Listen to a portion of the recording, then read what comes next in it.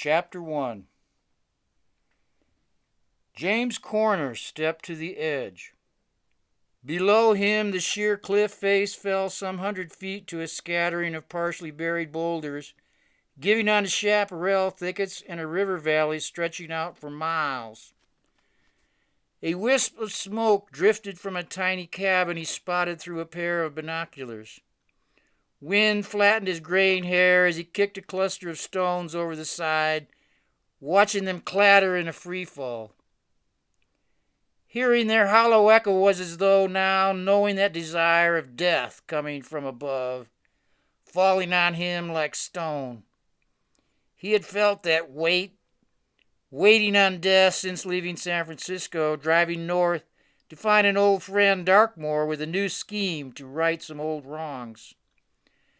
Getting reacquainted meant falling back through layers of ghosts haunting him since the war, though which war was still a question up for grabs, as he had found himself in several while losing some parts of himself in others. He sauntered over to his dark brown Mark IV Lincoln Town car, sitting under a stand of fir trees, layered with dust from miles of unpaved road leading to the 4,000-foot descent into the West Fork Valley. Corner pulled a dented Altoids tin from his pocket. He gave it a long look before putting it back. He slid behind the wheel of the Lincoln, steering it back onto the road that snaked down the mountain. Corner took the curves hard, G-forces throwing him against the shoulder harness as the Lincoln rocked, a rooster tail of dust clouding off behind. He turned on the road leading through a stone arch with a wrought iron winged V swinging on rusted chains overhead. A brown-skinned man in a high-peaked cowboy hat stood by the open steel gate. Corner pumped the brake as he pulled up. He noticed the vaquero's thin lips set in a taut line as he stepped from the car. Road dust that flared behind smoking tires settled in his lungs as he stepped forward to shake the hand of the stranger. He thought the Lincoln looked at home, covered in the rough country road, matching his dusted denim and muddy boots. Corner took a breath of air, a tad too fresh for him. Road dust caking his throat called for that smoky tang of meat roasting over an open fire. Buenos dias, senor. ¿Qué pasa, amigo? ¿Cómo está? Corner saw in the deeply lined face of the vaquero reflections of that war south of the border. Around the eyes he detected that sadness of centuries being worked over by certain other interested parties. He resisted the urge to embrace him a compañero amigo. The mestizo drew Corner out of his white-bread soul bubble, breaking open into the field in country. Puede usted decirme donde el hombre, Darkmoor? A shirtless young native wearing cut-off Levi's dreadlocks, arms labeled with prison tattoos, pulled alongside him on a high-strung trail bike. He gave him a sly smile that said to Corner, El Mano would be pleased to shake his hand or slit his throat, no difference. He recognized himself on tortillas and Pura Vida. We speak gringo here, pendejo. Who you looking for, he asked. An old amigo. Conoce usted a mi amigo un Darkmoor? No tengo el gusto de conocerte. Me llamo es Paco. Who you, hoss? The fuck you want? James Corner. Me and Darky boy go back a long ways before you were a gleam in your daddy's eye. Paco grinned. He pulled a machete from the fringed leather scabbard that hung from his belt. You have a branch hanging from your fender. Allow me to cut it off. Permitame. No me importa nada. Put away your blade, bucko, and tell me where to find my amigo, immediatamente. Okay, hombre, follow me. Vamos! Paco pumped the starter on his bike and sped down the road. Corner shifted his gaze to the vaquero, shrugged, slipped back behind the wheel, and slammed down the accelerator. He went a quarter mile before jarred, bouncing over a low hump of earth mounted across the road. The impact from the water bar rattled his teeth. He cursed the boy and floored the accelerator, watching the speedometer climb to 70. Still, far ahead of him, the dirt bike poured back a dusty challenge. Corner eased off the gas pedal, catching himself taking Paco's bait so early in the game. He knew the darkness had been hiding here for a while. He wasn't going anywhere fast. Moss-draped oaks and steel fence posts flashed in his peripheral vision. Corner chewed his lip as the Lincoln ate the road along with brake pads burning. The stench of hot iron friction eating asbestos made him look for conical hats and elephant grass. Anyone who had survived a war lived with those memory triggers waiting to fire off. It could be road dust or open fecal decay mixed with damp earth filling the nostrils. Corner's mind flashed back to rubber tree plantations, rice paddies, opium fields, and burning hooches giving way into desert, hot winds, and digging sand out of eyeballs. He recalled the odor of phosphorus-jellied gas sizzling bare flesh, echoed in the continuing ringing in his ears from the sound of heavy artillery thundering in the night. Or maybe it was just the rock and roll that ravaged his hearing. As the years turned away, he came to find slightly ravaged country a suitable environment for his own ravaged soul. Being in any comfort zone too long made him completely bonkers. He found that mundane world a walking death by minutiae. Nothing trivial or mundane in war, then every act vital edged with that metallic taste layered on his tongue. The fat city life had threatened to infect him with a softness, a comfort level that deadened his nerves and a death by inches, coming long after forgetting being alive in the first place. That sound of his boots pounding the earth had once made Corner cocky. Now he wondered whose steps he heard. Maybe them. They dogged him with ghosts of the men he'd killed. Friggin' darkness. We kill for your freedom. We kill and kill them all. Let God sort it out. Feeling his years no longer young, his edge had begun to turn dull. Now vestiges of his youthful fire stirred in anticipation of his meeting with more. Kick ass and don't take any names. Only ears, he mused. He loved the open country, but stopping to think about it, the neon whore of the city ever beckoned. She called him home every time, bought, sold, and paid for, a sold soul, the only one he could trust. Out in the open land, sea or sky, he needed to keep moving, usually with one hand on the wheel and the other on a weapon. His only salvation was in movement, wheels turning, churning, yearning for wings in the sky, joining the sun racing the stars. Wind tore open through the windows, whipping up the collar of his cambric shirt, flattening the peak of his brown hair high on his forehead and watering his eyes. He saw a bend in the road ahead and slowed. Open pasture gave way to a forest of oak and madrone studded with shining oblong leaves. 50 yards from the road in the shade of overhanging trees, he saw a maybe 7-point buck moving in shifting shadows as a red-tailed hawk screamed out of the canopy, soaring towards him 20 feet overhead. He sensed warning in the flight pattern of the hawk. As he made the bend, a large ball of feathers slammed the windshield. Head jerking, his hand slipped from the wheel, the heavy Lincoln fishtailed in the loose gravel, spinning 180 degrees.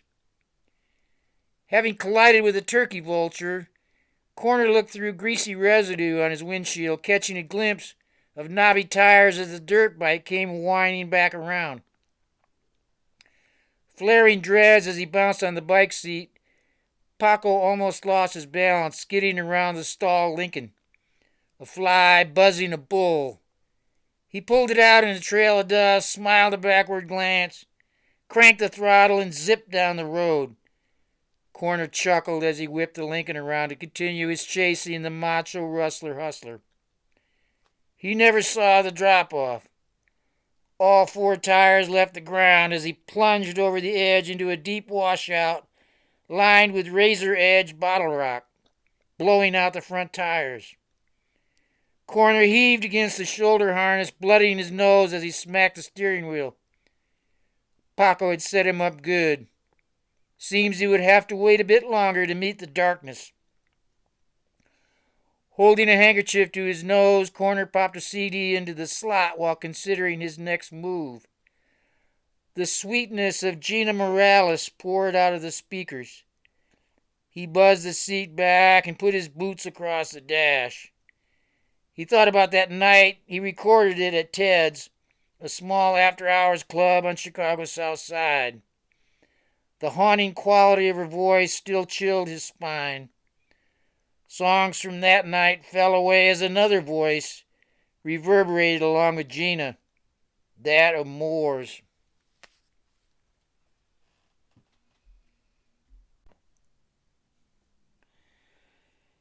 Darky boy, he thought out loud, just living the sheltered rock and roll life.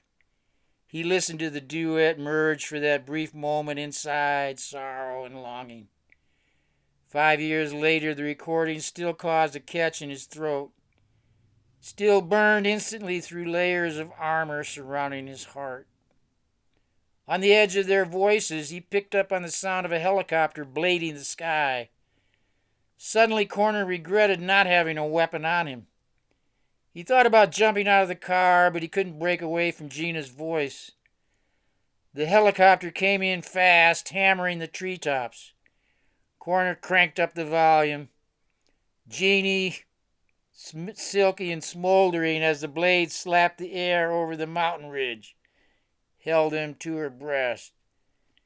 Helicopters brought good guys and bad. For a moment he wondered whether to be relieved or worried. Corner knew they spotted him by the change in their RPMs. They came in hard on the ridge line, the pilot hitting that spot in the Braidle Revolution where they spanked the earth. The sound of something nasty like Gina when she got funky drilled into his chest. The black helicopter with dark-tinted windows came into view. He saw her sleek and ominous with one bay door open. A bushy-haired jock, beefy in camouflage pants, white t-shirt crossed with 9mm, and legs kicked out on the struts, hunkered down with an M16 across his lap. Big, dumb, and got a gun, Corner thought. He saw the bull jock's eyes, brushed mustache, and the hoop of gold in his left earlobe as the chopper circled the Lincoln in a lazy arc. His dazzling eyes flashed Corner back to the flower children that had wilted away after the summer of love. That summer they shined so bright that you could see through them, to a place where God's finger touched the earth, leaving a few skin flakes getting multitudes blessedly bomb. Love then flowed on a street called hate. He liked the neighborhood better after the shine turned dull, when junkies and meth heads prowled the streets preying on the vulnerable. For Corner at that time, San Francisco felt more like Chicago, with a freaky edge. The helicopter passed over low enough that the breeze from the blades whipped Corner's hair as he poked his head out the car window. The chopper cowboy jumped from the skids and approached. Corner kept smiling as he scanned the helicopter for markings. He found none. The black machine, silhouetted against the open sky, hovered in a lazy arc, circling the crippled Lincoln, blasting rocks and brush. Corner, one arm still on the leather seat, pulled out his Altoids tin. He popped the lid, knuckle-sized rocks glistening in the light. He offered the largest to the cowboy, who grinned and winked at the nugget of pure Bolivian flake laying like dry snow in his open palm. Without a word, the cowboy rejoined the helicopter, raising the M16 as he lifted off and sailed over the mountain ridge, swallowed back into the blue sky. Corner wondered if he would repay his generosity by calling a tow truck.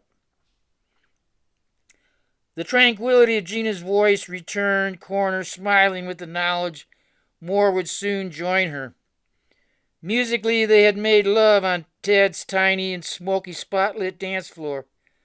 The whole romantic deal made him sick, all candy and hearts and flowers. Their marriage could not have lasted. You were wrong, Four Corner said aloud. Weak bastard with your whining love. I wanted to eat her soul. No man could have drained Gina like me, bucko. Darky Man had painted her, did her, and sang with her on stage, he thought, as a jealousy that drove him to the only option, the betrayal that left Gina's dead, curdled in his gut. Knowing she gone chilled him still.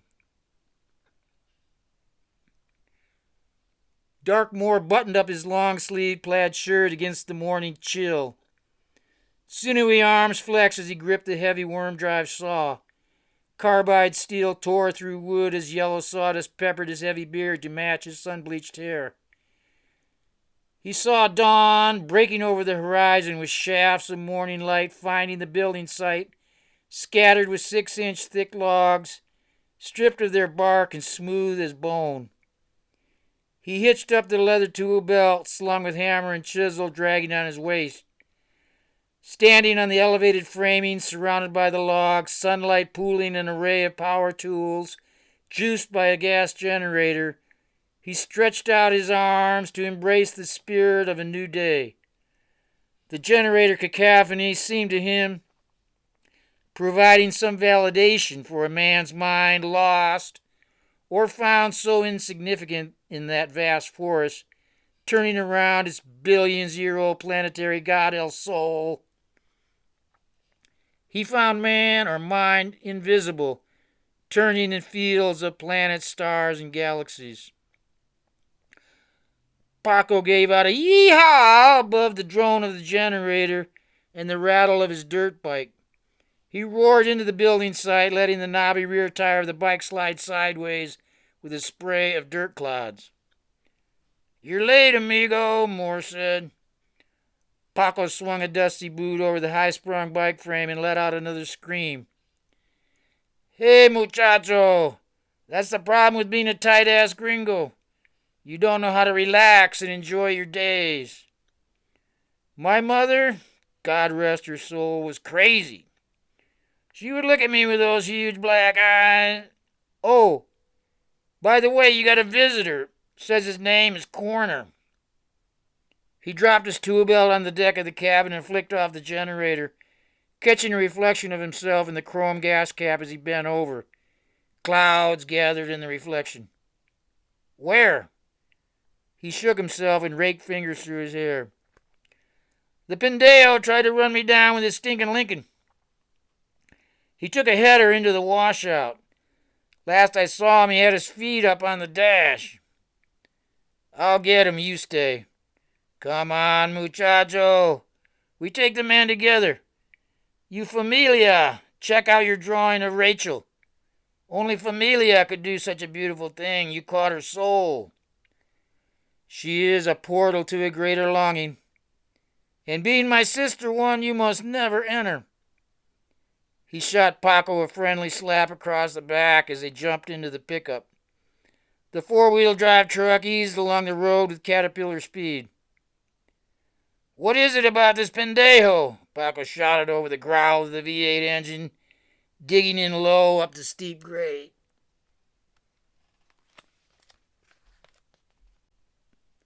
"He's no toy soldier," Moore barked back. "He trained with the Army and saw action in Vietnam, Nicaragua, Afghanistan, any place they wanted someone to stir the shit. He looking for trouble or something? You know, trouble knows him. I knew him before his mercenary days. What was he like when he got back from the war? The same James, except with a new lust added to his usual sex, drugs, and rock and roll. Yeah, what's that? Blood, amigo, blood. You seen the scar on my chest," Moore yelled over the roar of an engine running at high RPM and low gear. "I've seen you staring at it. He gave it to me." "The man shot you? That explains something," Paco laughed.